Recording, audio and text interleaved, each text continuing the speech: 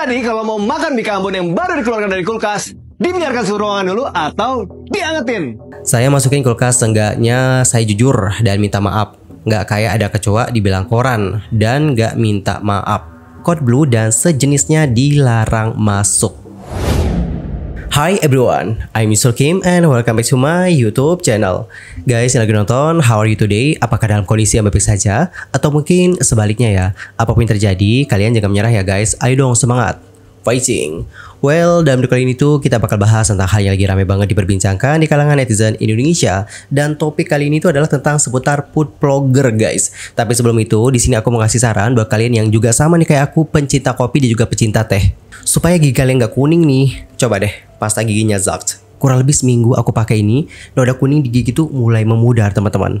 Buat kalian yang juga pengen, nanti bisa langsung cek tag produk ya guys. Buktiin deh sendiri di rumah.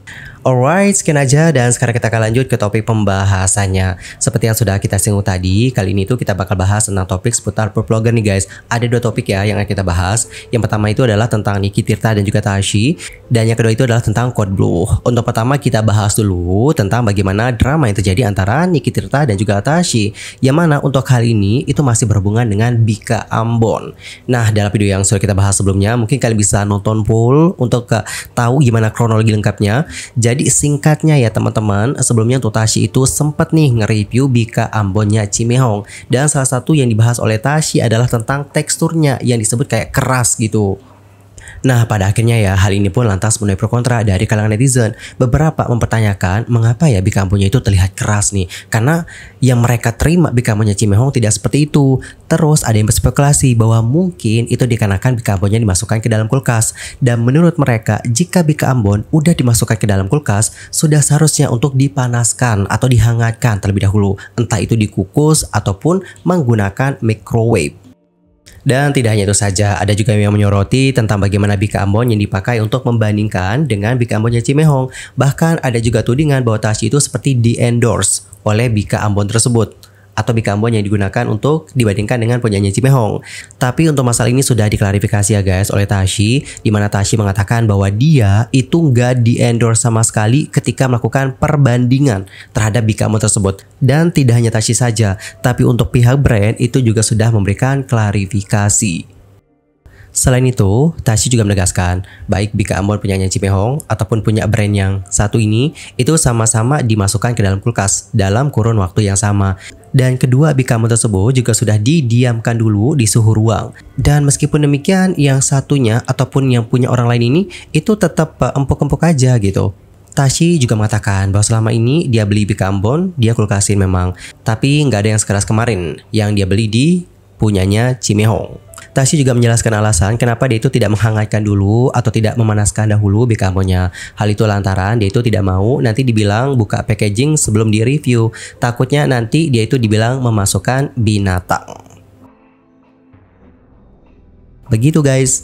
Jadi kurang lebih seperti itulah ya bagaimana ringkasannya. Dan buat kalian yang pengen nonton full bagaimana kronologi awal dari permasalahan ini, bisa langsung nonton video aku. Ada beberapa yang udah aku bahas, kalau tidak salah sampai 2 video untuk ngebahas tentang hal yang satu ini. Dan terbaru, Niki Tirta menyoroti tentang bagaimana seseorang ngebeli Bika Ambon terus dikulkasin namun tidak dihangatkan. Nah, video dari Niki Tirta ini lantas guys ramai disorot. Adapun videonya seperti ini, coba kita simak ya bareng-bareng. Bika Ambon full butter viral. Kemarin sempat ada food reviewer yang mereview dan dia komplain tentang Bika Ambonnya yang katanya keras. Dia mereview Bika Ambon tersebut baru saja keluar dari kulkas. Dan tidak berapa lama dia sempat membalas komen bahwa dia punya resep yang bisa membuat Bika Ambon itu tetap lembut walaupun disimpan di kulkas. Tapi yang membuat aku kepikiran adalah dia mereview Bika Ambon yang baru keluar dari kulkas dengan Bika Ambon yang suhu ruangan. Sepertinya itu tidak etis ya. Gak bisa kamu bandingkan Bika Ambon yang satu masih suhu ruangan, masih lembut, dan dibandingkan dengan Bika Ambon yang baru keluar dari kulkas. Bahkan sampai dibilang kayak sabun. Ah, men. Aku jadi penasaran. Memang ada resep Bika Ambon yang ketika dimasukkan ke dalam kulkas masih tetap lembut. Waduh. Kalau memang kamu punya, Please, aku mau belajar sama kamu. Dan kita tanya aja langsung sama ahlinya. Beliau adalah ahli membuat kue, terutama kue-kue Indonesia, dan resepnya sudah dipercaya sama banyak sekali orang-orang di Indonesia. Bagaimana menurut Bu Fatmah Balawan? Bika Ambon di dalam kulkas udah pasti akan mengeras. Kenapa? Karena ada kandungan lemak di dalamnya. Santan, dari butter, dan ada tepung. Sehingga ketika ketemu suhu kulkas, dia pasti akan mengeras. Nah, supaya lunak lagi bagaimana? Tinggal dikukus atau di microwave. Itu pun dia nggak akan kembali persis seperti tekstur awalnya. Karena ada proses yang namanya retrogradasi pati. Sama seperti kalau kita simpan nasi di dalam kulkas semalaman lah gitu. Kemudian kita keluarkan lagi, kukus lagi, dia nggak akan sama persis seperti nasi yang baru matang. Seperti itu. Jadi fix ya, agak tidak mungkin membuat resep Bika Ambon yang bisa dimasukkan ke dalam kulkas tetap lembut. Jadi alangkah baiknya kalau membandingkan sesuatu produk dengan produk lain harus apple to apple. Suhu ruangan dengan suhu ruangan, yang fresh dengan yang fresh, jangan dibandingkan ketika kondisinya sudah berbeda. Jadi kalau mau makan Bika Ambon yang baru dikeluarkan dari kulkas, dibiarkan suhu ruangan dulu atau diangetin. Wow, agak ngegas ya terakhirnya. By the way, video dari kita ini bener-bener kayak ngasih kita banyak banget pelajaran ya, terutama tentang Bika Ambon tadi. Yang mana kalau kita udah masukin ke dalam kulkas, itu memang masih dikukus atau enggak di microwave ya teman-teman. Meskipun mungkin tidak bisa seperti semula, sama halnya dengan nasi katanya. Yang mana kalau kita masukin ke dalam kulkas, terus kita hangetin, ya nggak bakalan seperti semula nasinya. Dan aku pernah melakukan hal itu ke nasi ya guys, kalau ke Bika Ambon belum pernah. Tapi ke nasi memang seperti itu, nggak bisa pasti seperti semula. Dan poin dari ini kita di sini adalah kalau membandingkan sesuatu ya harusnya apple to apple, dan kalau mau makan Bika Ambon yang udah dimasukin ke dalam kulkas ya masihlah gitu dikukus mungkin atau enggak di microwave. Begitu guys. Dan tolong di note di sini Niki Tirta nggak mention nama siapapun ya. Dia hanya mengatakan food reviewer. Tapi mungkin seseorang bisa mendapatkan clue tentang siapa yang dimasukkan dari capturean yang ini. Ya, I think so. Dan guys, terbaru nih ada Tashi yang sudah menanggapi bagaimana video dari Niki Tirta. Dapat kalian perhatikan bagaimana IG story dari Tashi. Nah, di sini dia menuliskan seperti ini. Pakai bilang saya nulis saya punya resep. Ini ngomong tapi nggak ada fakta semua. Niki Tirta, salam kenal ya mas. Aduh, kok bisa bicara sepede ini sih, tapi informasi yang disampaikan salah. Zaman sekarang, orang-orang yang penting FYP deh kayaknya ya. Aku mau tanya nih, siapa yang bilang saya makan satu Bika Ambon langsung dari kulkas, dan yang satunya nggak dikulkasin? Nih, saya jelasin lagi ya. Mungkin masnya nggak dengar penjelasan saya, karena kebelet mau bikin video FYP. Saya masukin dua-duanya ke dalam kulkas, saya diamkan di suhu ruang, dua-duanya sama-sama juga selama 4 jam. Jadi apple to apple. Cuma memang yang satunya empuk, yang satunya keras. Jadi jangan karena mau terlihat benar, muter balikan fakta. Saya masukin kulkas seenggaknya saya jujur dan minta maaf. Nggak kayak ada kecoa dibilang koran dan nggak minta maaf. Tapi emang benar ya itu kecoa ya. Menurut aku itu juga bukan kecoa sih. Kemarin ada juga seorang food reviewer yang sudah ngebahas tentang fenomena ini, dimana dia juga kayak nge-review Bika Ambon ya guys. Dan waktu nge-review Bika Ambon itu kayak ada fruit flies yang tiba-tiba entah dari mana gitu datang gitu. Padahal ruangan mereka itu bersih, tertutup rapat, tapi fruit flies-nya itu ada gitu. Dan dia menjelaskan bahwa hal itu dikarenakan ada bahan-bahan dari Bika Ambon ini yang ngebuat fruit flies-nya itu datang aja gitu ke sana guys. Kenapa sih si fruit flies ini ketemu di beberapa influencer? Aku bisa asumsi ya karena si fruit flies ini, si lalat buah ini emang doyan sama si Bika Ambon. Ya, dan itu sangat susah dilihat di kasat mata gitu loh. Nah, konsepnya kurang lebih seperti itu. Bukan berarti dapur kalian nggak bersih. It just like ya udah kayak bencana alam aja gitu, kayak gitu. Begitu teman-teman, itu berdasarkan penjelasan dari Kak Vena ya. Lanjut kita lihat lagi bagaimana story-nya Tashi. Kak sabar, bulan Ramadan ini banyak pahala yang Allah berikan buat kakak berlipat ganda di surga nanti. Terus di reply, ya makanya bulan Ramadan lebih baik bikin resep Bika Ambon, gak usah pakai giring opini. Gak usah karena biar resep Bika Ambonnya viral, dikasih bumbu ekstra, nyebut-nyebut nama saya. Lucu ya zaman sekarang, orang kalau minta maaf malah diinjak-injak dan dihina. Orang gak minta maaf dan bohong malah dibela. Pantes selama ini kalau ada orang salah sama saya pada gak minta maaf, hidupnya tenang-tenang aja. Karena diam ketika salah lebih aman. Terus di sini Tashi membagikan bagaimana DM dari semuanya mengatakan, gak nyangka ya Papa Niki begitu, agak nyesek karena aku nonton YouTube Katashi yang battle itu. Dan sebagai bucin battle Katashi, tau banget kredibel apa. Dan aku follow Niki juga karena suka sama konten masaknya. Tapi entahlah yang ini bikin gak respect. Terus Tashi buat nih di story-nya, Zaman dimana semua orang FOMO untuk overhead ke someone dan berburu FYP tanpa mau baca fakta. Padahal sama-sama food blogger, sama-sama suka masak juga. Dan aku nggak kenal sama sekali sama beliau dan itu sangat disayangkan. Malah menyebar berita nggak valid demi viral. Biarlah aku dibenci selama aku jujur dan aku manusia. Aku pasti nggak luput dari salah dan aku nggak pernah malu untuk minta maaf dan evaluasi diri. Karena aku juga nggak mau ngecewain kalian. Nggak mau jadi contoh yang buruk. Cuma ketika maafku malah dijadikan senjata untuk terus-terusan menghina aku dan menjatuhkan aku dan dijadikan bahan fitnah, aku nggak bakal diam. Terus Tashi juga membagikan DM lagi nih guys, dimana DM dari orang itu mengatakan, kebelet FYP dia maka, sumpah ya gede banget ngeliatnya. Kayaknya dia memang nggak lihat video kakak deh, cuma berdasarkan FYP di TikTok dia, terus dia ikut-ikutan, biar FYP juga, bahas ini deh gitu. Lalu Tashi merespon seperti ini guys di instastory-nya. Gak bisa sih sekelas dia ya dengan lantang memberikan informasi semua yang gak valid kayak gitu. Perlu dipertanyakan kredibilitasnya dalam memberikan informasi serta goalsnya dalam punya sosial media. Padahal tinggal share resep aja. Apakah ceritanya biar membuat orang meragukan kredibilitas saya dalam memasak? Dan juga mereview pakai nyinyir-nyinyir, sini dong ajarin saya. Ya nanti saya ajarin resep di kamu saya, insya Allah enak dan bisa berguna untuk banyak orang. Seperti resep-resep saya yang lainnya. Saya share resep dan juga berkarir tanpa nyebut-nyebut nama orang lain buat bikin resepnya banyak yang nonton. Saya memang cuma seorang ibu-ibu, tapi insya Allah saya giat belajar dan selalu kasih resep yang saya trial berkali-kali biar maksimal dan juga bagus. Colek @Niki Tirta. By the way teman-teman, bukan bermaksud untuk ngebela Tashi atau bagaimana ya, tapi seperti yang aku tonton dari klarifikasinya dan seperti caption yang aku bacakan full di video yang ini, dia memang mengatakan di sana bahwa baik Bika Ambon dari brand ini sama punyanya Cimehong itu sama-sama dimasukkan ke dalam kulkas lalu didiamkan di suhu ruang gitu. Begitulah bagaimana penjelasan dari Tashi berdasarkan yang aku tonton dan aku baca dari captionnya. Begitu, gak ada maksud bela siapapun ya guys. Alright teman-teman, jadi kurang lebih seperti itulah ya bagaimana ringkasan dari apa yang terjadi antara Niki Tirta dan juga Tashi Atasya. Nah kalian kan tadi udah lihat ya bagaimana dari kedua belah pihak nih, dari Tashinya sama dari Niki Tirtanya. And how about your opinion for this one? Antar komennya di kolom komentar.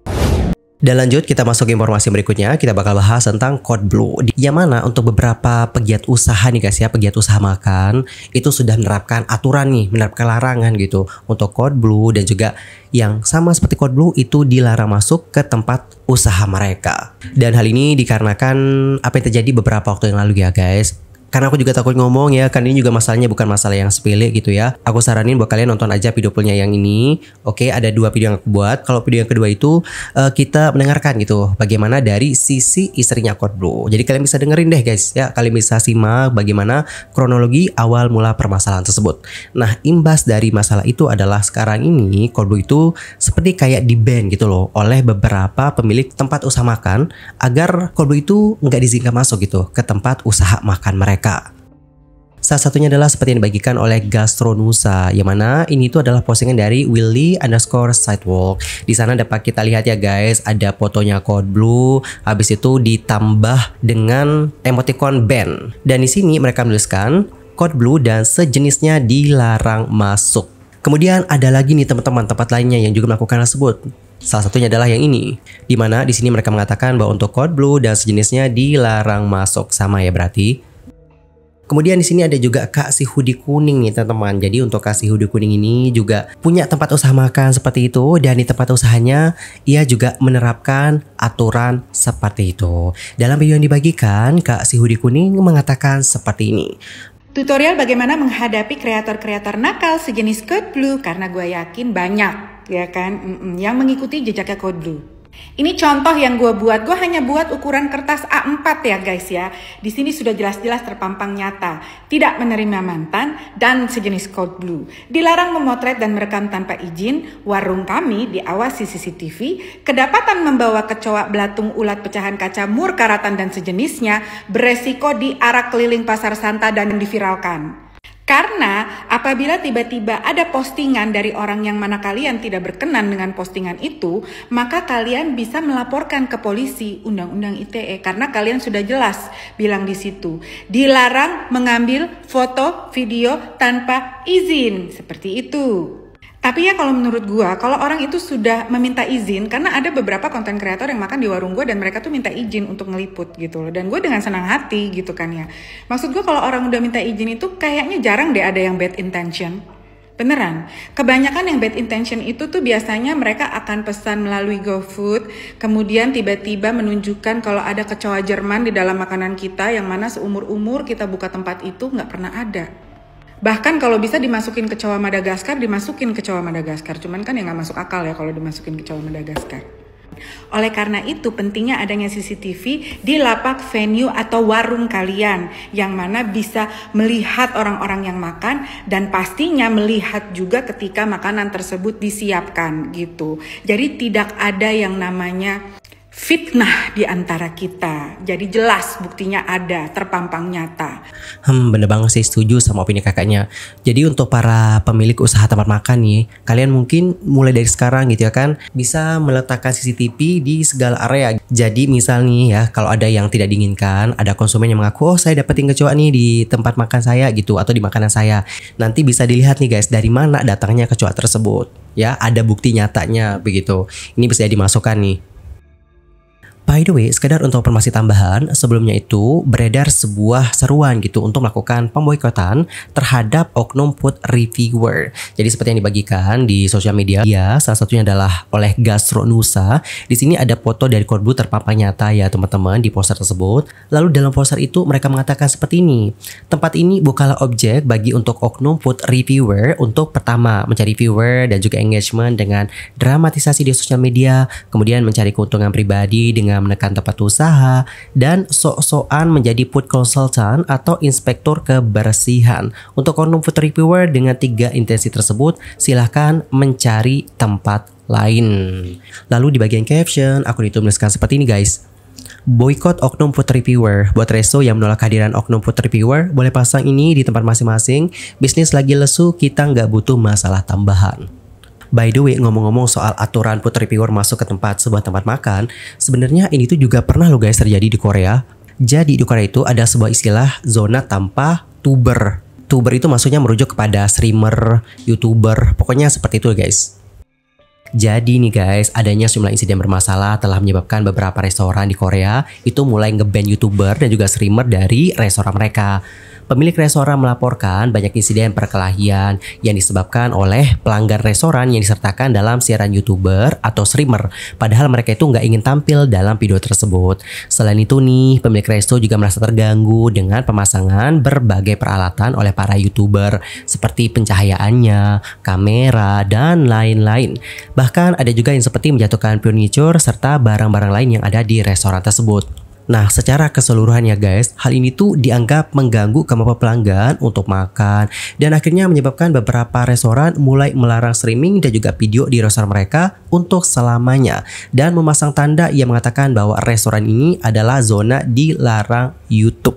Jadi kurang lebih seperti itulah guys kalau di Korea tentang larangan yang diterapkan oleh beberapa restoran yang melarang reviewer ataupun food blogger dan juga sinisnya untuk melakukan review di tempat makan mereka.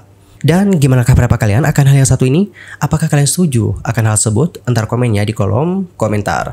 Well, kalau menurut aku secara pribadi ya, sebenarnya untuk masalah review ini itu dapat mendatangkan impact yang positif juga gitu kepada restorannya. Jadi dengan adanya review apalagi oleh food blogger yang punya banyak followers, itu nanti akan menjadi promosi gratis gitu loh untuk tempat usaha kita gitu.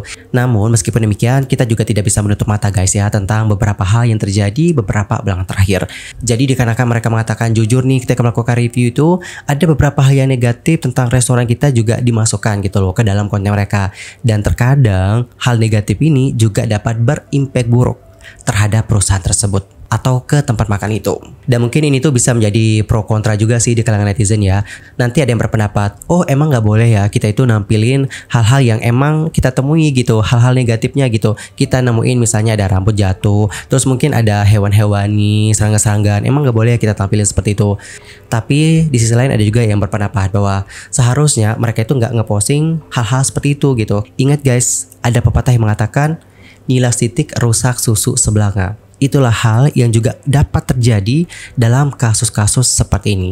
Jadi dikarenakan itu ada yang berpendapat nih bahwa jika ada hal yang ditemukan negatif nih gitu ya ketika melakukan review, alangkah lebih baiknya untuk dibicarakan terlebih dahulu dengan pemilik tempat usaha gitu, alih-alih ngepostingnya di sosial media. Karena ditakutkan konten ini dapat membuat mereka rugi gitu. Dan tidak hanya pemilik tempat makannya doang yang rugi, tapi juga karyawan-karyawannya. Kemungkinan mereka juga bisa di PHK dan sebagainya. That's why topik mengenai hal ini tuh menjadi perdebatan guys di kalangan netizen. Kalau kalian sendiri di kubu yang mana nih? Entar komen ya di kolom komentar.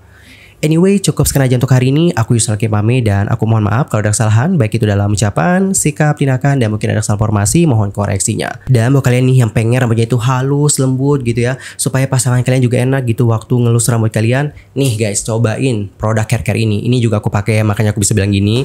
Ini tuh no endorse, aku beneran beli sendiri, aku review, dan aku affiliate deh. Nah dari affiliate itulah aku dapetin cuan. Itu pun kalau ada yang beli ya guys, kalau nggak ada ya alhamdulillah juga. Nah untuk shampoo sendiri ini aku pakai shampoonya Sari Ayu. Ini yang Freezy Hair Natural Shampoo. Cocok banget buat kalian yang rambutnya itu kering, kusem, lepek, susah diatur, terus juga ngembang, kusut. Nih coba deh guys. Terus aku combine sama conditionernya Herbal Essence Argan Oil Oporoco. Jujur conditioner ini kalau di kantong aku ya emang lumayan pricey ya guys kalau di kantong aku. Kalau di kantong orang-orang mungkin terbilang murah lah gitu. Tapi meskipun ini cukup pricey ya bagi aku mau beli terus soalnya hasilnya bagus guys, ngebuat rambut tuh jadi halus dan juga tanpa berkilau. Gimana dong? Suka aku sama hasilnya. Terus dicombine sama ini, wih, mantul. Terus aku juga pakai toniknya Putri ini, toniknya kelihatan jelas nggak? Oke, tonik ini aku pakai supaya rambut aku itu kuat, nggak mudah rontok. Ini tuh varian ginseng ya guys. Dan bener sih, waktu aku pakai ini alhamdulillah ya ada sih gitu, rambut rontok waktu nyisir tuh ada gitu. Tapi jika dibandingkan dengan yang sebelumnya nih berkurang. Alhamdulillah, semoga dapat terus berkurang deh. Tapi jika lo seandainya teman-teman mungkin pengen fokus ke perawatan rambut rontok, langsung aja guys beli ini produknya Putri. 60.000 udah dapat 3. Pertama tuh kalian dapat shampoo. Ini shampoonya ya. Oke, Putri shampoo. Ini waktu kalian pakai seger banget guys. Serius, busanya dia juga dikit. Bagus nih shampoonya, keren. Terus ini conditionernya. Ini tuh ngebuat rambut tuh jadi halus juga. Terus tonik juga dapat pasti. Tapi tolong di note kalau kalian beli paketan, kalian nanti bakal dapetin toniknya lebih besar. Ukurannya segini guys, kalau yang paketan toniknya 450 ml. Tapi conditionernya lebih kecil. Conditionernya seukuran gini. Kenapa aku ngebeli yang paketan? Karena kemarin sold out. Jadi aku beli yang kepisah deh. Nah buat kalian yang juga pengen coba, nanti bisa langsung cek tag produk ya. Thank you so much and bye-bye everyone.